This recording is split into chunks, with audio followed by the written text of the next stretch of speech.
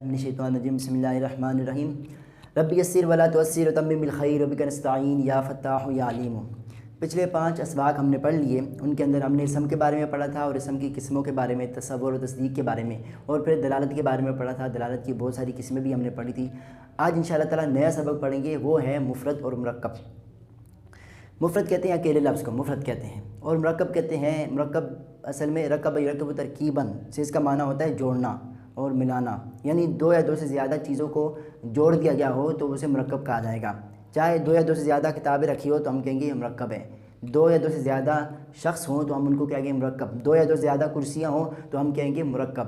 لیکن منطق کے اندر مفرد اور مرکب کی الگ الگ تعریف ہے۔ یاد رکھیے، منطق کے اندر مرکب کہتے ہیں کہ ما یقصد بجزء دلالت علی جزء معناہ، کہ مرکب منطق کے اندر مرکب اسے کہتے ہیں، مرکب وہ لفظ ہیں کہ اس کے جز سے اس کے معنی کے جز پر دلالت کا ارادہ کیا گیا ہو۔ یاد رکھیے، میں نے کہا مرکب وہ لفظ ہیں، مرکب وہ لفظ ہے، میں نے لفظ کہا۔ البتہ مرکب کسے کہتے ہیں؟ جو 2 یا 2 سے زیادہ لفظوں سے مرکب کہتے ہیں۔ تو میں نے لفظ کیوں کہا؟ یاد رکھیے، یہ لفظ جو ہے نا، یہ اس میں جنس ہیں، اور اس میں جنس کا اطلاق قلیل اور کثیر سب پر ہوتا ہے، اس وجہ سے میں نے لفظ کہہ دیا۔ لفظ سے مراد میں نے یہاں پر کیا لیا ہے؟ کثیر مراد دیے ہیں، کثیر الفاظ، یعنی وہ الفاظ کہ ان کے جز سے ان کے معنی کے جز پر دلالت کا ارادہ کیا گیا ہو۔ آپ کہیں گے کہ کیسے اس میں جنس ہے؟ یاد رکھیے، لفظ اس میں جنس ہے جیسے انسان اس میں جنس ہے۔ آپ انسان کا لفظ بولتے ہیں تو انسان سے صرف ایک انسان مراد ہوتا ہے یا انسان سے بہت سارے انسان مراد ہوتے ہیں؟ میں کہوں انسان، اگر یہاں پر ایک شخص کھڑا ہو تو اس کو میں انسان کہوں گا، بہت سارے شخص کھڑے ہوں تو پھر بھی میں کیا کہوں گا؟ انسان کہوں گا۔ کیوں کہوں گا؟ کیونکہ انسان اس میں جنس ہے۔ کیا ہے اس میں جنس؟ اور اس میں جنس کا اطلاق قلیل اور کثیر سب پر ہوتا ہے، تو لہٰذا لفظ بھی کیا اس میں جنس ہے، اس کا اطلاق بھی قلیل اور کثیر سب پر ہوتا ہے۔ تو مرکب کہتے ہیں کہ وہ لفظ ہے کہ اس کے جز سے اس کے معنی کے جز پر دلالت کا ارادہ کیا جائے، اسے منطق کہتے ہیں، اسے مرکب کہتے ہیں۔ سمجھ میں تو نہیں آیا ہوگا؟ یاد رکھیے، منطق میں مرکب اسے کہیں گے جس کے اندر 3 شرطیں پائی جائیں۔ کتنی شرطیں پائی جائیں؟ 3 شرطیں پائی جائیں۔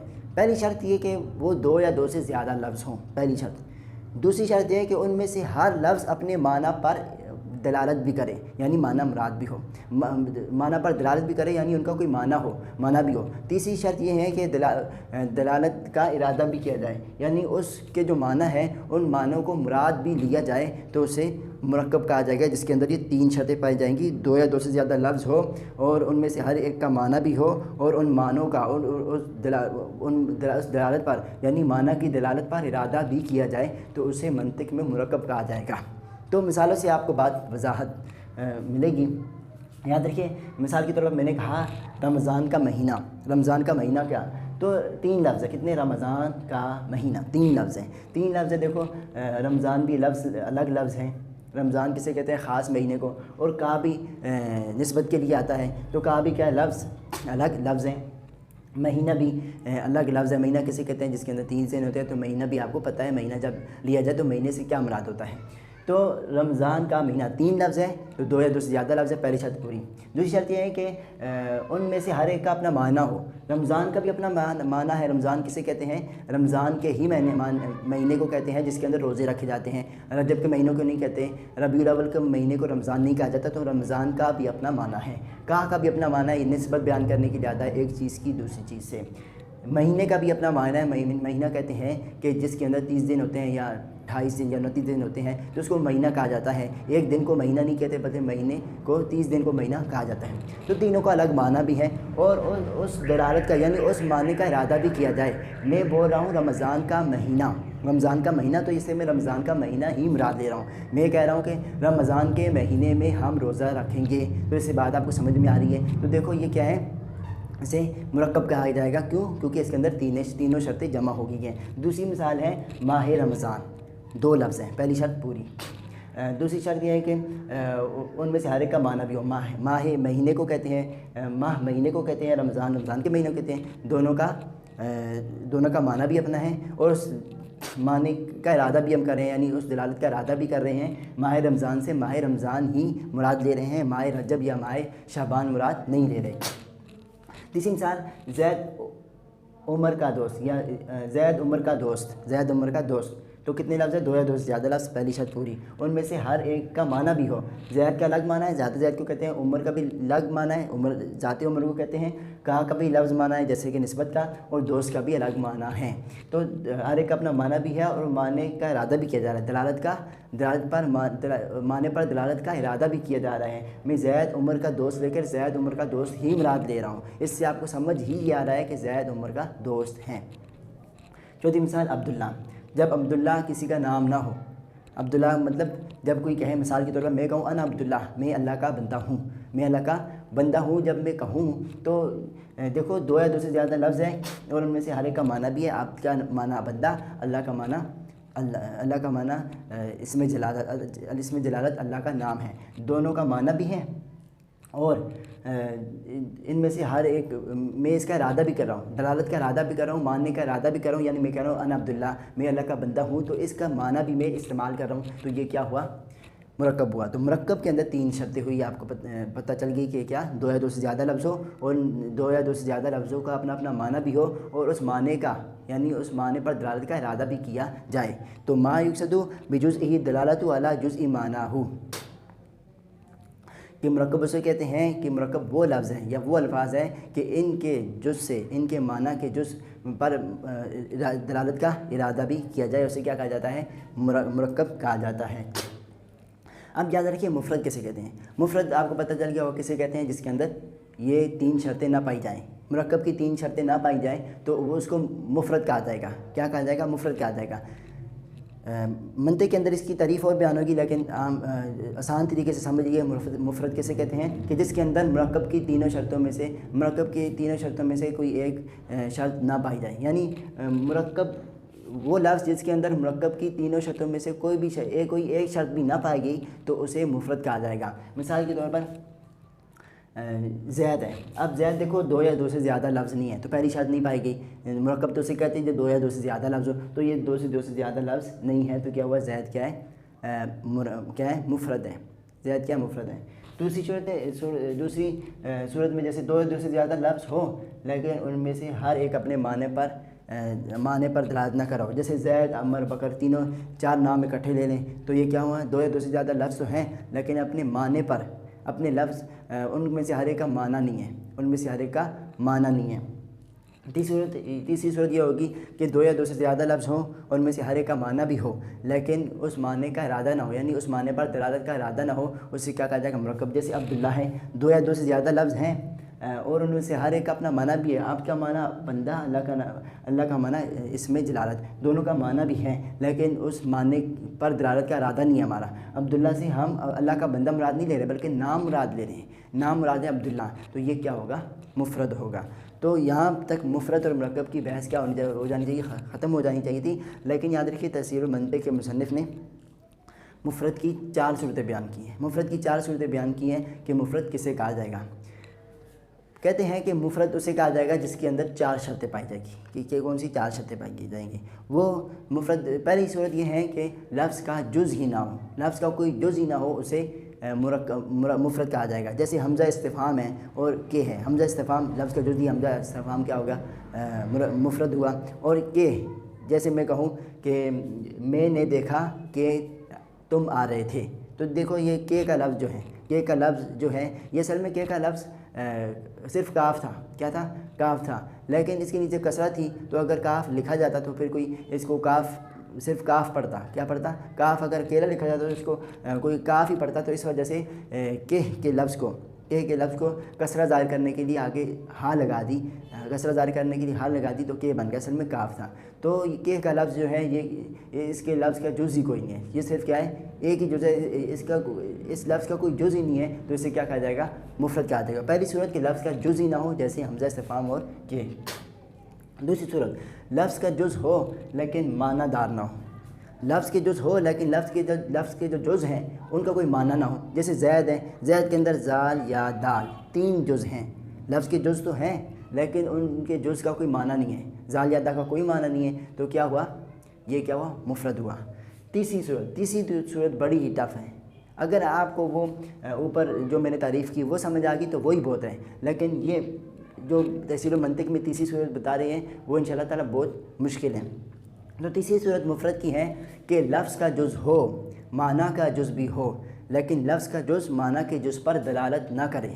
آسان لفظوں میں اگر کہیں کہ لفظ کا جز ہو اور اس کا کوئی معنی بھی ہو، لیکن جو معنی تم کو مراد ہو اس پر دلالت کا ارادہ نہ کیا جائے۔ دیکھیں، لفظ کا جز بھی ہو، معنی دار بھی ہو، لیکن جو معنی تم کو مقصود ہو ان پر دلالت نہ کی جائے تو اسے مرکب کہا جائے گا۔ جیسے مثال دیں گے عبداللہ، یعنی کسی کا نام ہو عبداللہ، تو دیکھو یہ لفظ ہیں، لفظ کے جز بھی ہیں، لیکن لفظ کے جز سے لفظ کے جز بھی ہیں، معنی کا جز بھی ہے، لیکن لفظ کا جز معنی کے جز پر دلالت نہیں کر رہا۔ کیسے نہیں دلالت کر رہا؟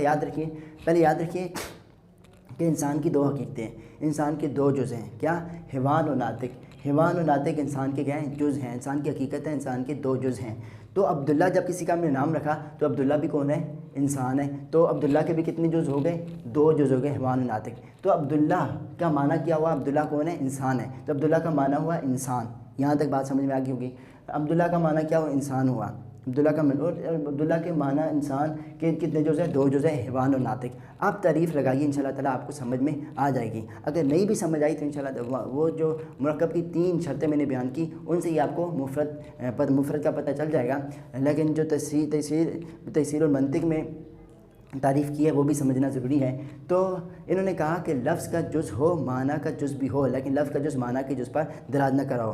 تو انسان کی حقیقتیں کتنی ہیں؟ 2، حیوان اور ناطق۔ اور عبداللہ بھی چونکہ انسان ہے تو اس کی حقیقت بھی کتنی ہے؟ 2 ہیں، حیوان اور ناطق۔ تو عبداللہ کا معنی کیا ہوا؟ انسان۔ عبداللہ کا معنی کیا ہوا؟ عبداللہ کیا ہے؟ انسان ہے۔ عبداللہ کا معنی انسان ہوا۔ تو عبداللہ کے معنی یعنی انسان کی کتنی حقیقتیں ہیں؟ 2 حقیقتیں ہیں۔ آپ تعریف لگائیں۔ لفظ کا جز ہو، لفظ کا جز، یہ عبداللہ کیا ہے؟ اس کے لفظ کے جز ہیں، کتنے جز ہیں؟ 2 جز ہیں، عبد اور اللہ، 2 جز ہیں۔ لفظ کا جز ہو، اس کے معنی کے بھی جز ہو۔ اس کا معنی کیا ہے؟ انسان، اور انسان کے جز کتنے ہیں؟ 2 جز ہیں، حیوان ناطق۔ لفظ کے جز بھی ہیں، معنی کے جز بھی ہیں، لیکن لفظ کے جز معنی کے جز پر دلالت نہ کرتے ہو۔ لفظ کا جز کیا ہے؟ عبداللہ، یہ معنی کے جز کیا ہے؟ حیوان ناطق پر دلالت نہیں کرے۔ جب عبداللہ لفظ لیں گے تو اس سے مراد ہماری حیوان ناطق نہیں ہوگی، بلکہ اس سے مراد ہماری ذات زید مراد ہوگی، زید کی ذات مراد ہوگی، عبداللہ سے ذات زید مراد ہوگی۔ بلکہ عبداللہ جو لفظ ہے اس کا معنی ہے، معنی کے جز پر ہی دلالت نہیں کر رہا، معنی کے جز پر دلالت نہیں کر بلکہ یہ ذات زید پر دلالت کر رہا ہے۔ اس وجہ سے اسے کیا کہا جائے گا؟ مفرد کہا جائے گا۔ لفظ کے جز ہیں، معنی کے جز بھی ہیں، لیکن لفظ کا جز معنی کے جز پر دلالت نہیں کر رہا، اس وجہ سے اسے کیا کہا جائے گا؟ مفرد کہا جائے گا، جیسے عبداللہ کسی کا جب نام ہو۔ چوتھی صورت مفرد کی، لفظ کے جز بھی ہو معنی کے جز بھی ہو۔ لفظ کے جز معنی کے جز پر دلالت بھی کر رہے ہو، لیکن وہ دلالت ہماری مقصود نہ ہو، وہ اس کو ہم مقصود نہ بنا رہے ہو۔ جیسے کسی کا مثال کے طور پر کسی کا نام ہی حیوان ناطق رکھ لو۔ کلاس میں ہوتا ہے نا، بچے سبق پڑھتے ہیں تو بعض اوقات کتابوں سے ہی کوئی نام دے کر کسی کا رکھ دیتے ہیں۔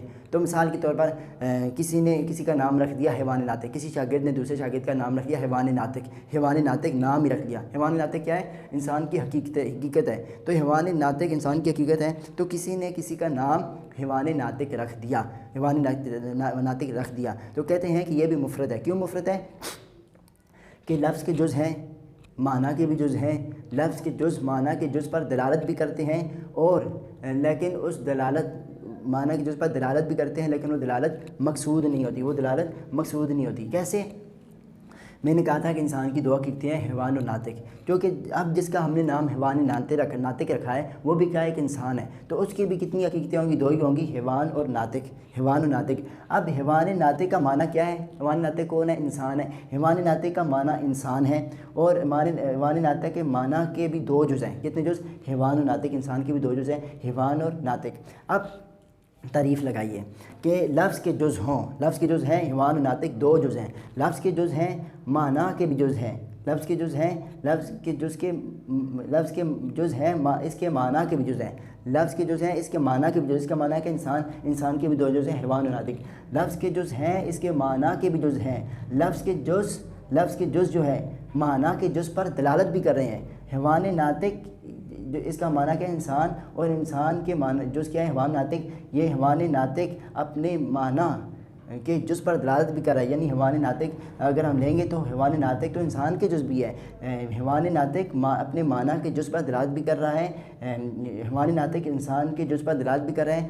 تو دیکھو لفظ کے جز ہیں، معنی کے بھی جز ہیں، لفظ کے جز معنی کے جز پر دلالت بھی کر رہے ہیں، لیکن یہ دلالت ہمیں مقصود نہیں ہے، بلکہ ہم یہاں پر حیوان ناطق سے صرف ذات زید، ذات جس کا نام رکھا ہے ذات زید مراد لے رہے ہیں، تو یہ کیا ہوا؟ مفرد ہوا۔ تو چوتھی قسم لفظ کے بھی جز ہو، معنی کے بھی جز ہو، لفظ کے جز معنی کے جز پر دلالت بھی کریں لیکن وہ دلالت ہمیں مقصود نہ ہو۔ تو یہ مفرد اور مرکب کے بارے میں ہم نے پڑھا۔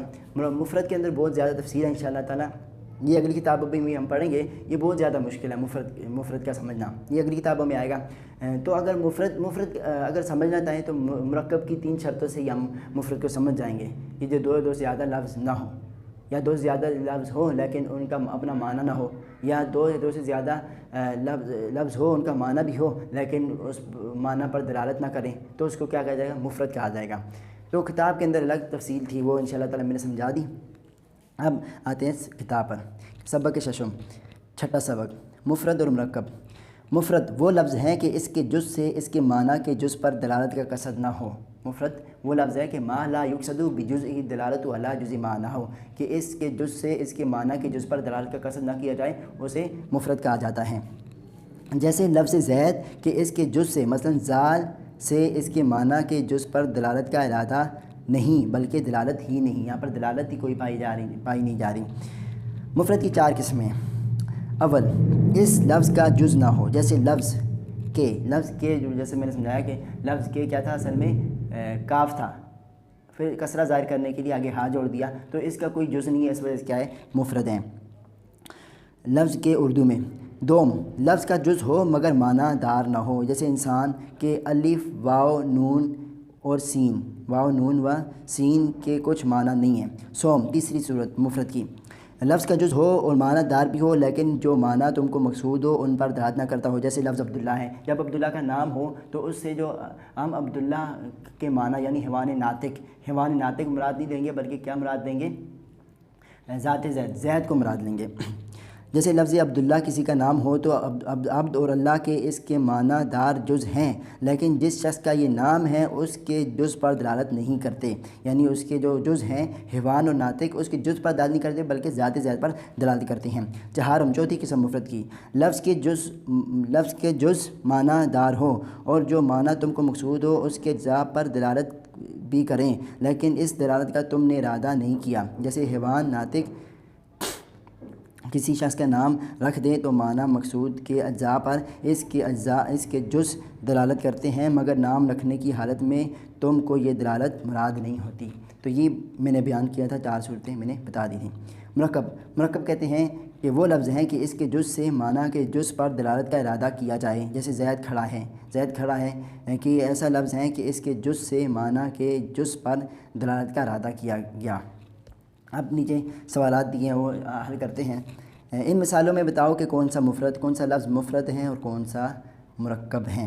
احمد نام ہے، پہلی شرط نہیں پائی جا رہی مرکب کی، 2 یا 2 سے زیادہ لفظ ہو تو 2 یا 2 سے زیادہ لفظ نہیں ہے، لہٰذا کیا ہے؟ نام ہے تو کیا ہے؟ مفرد ہے۔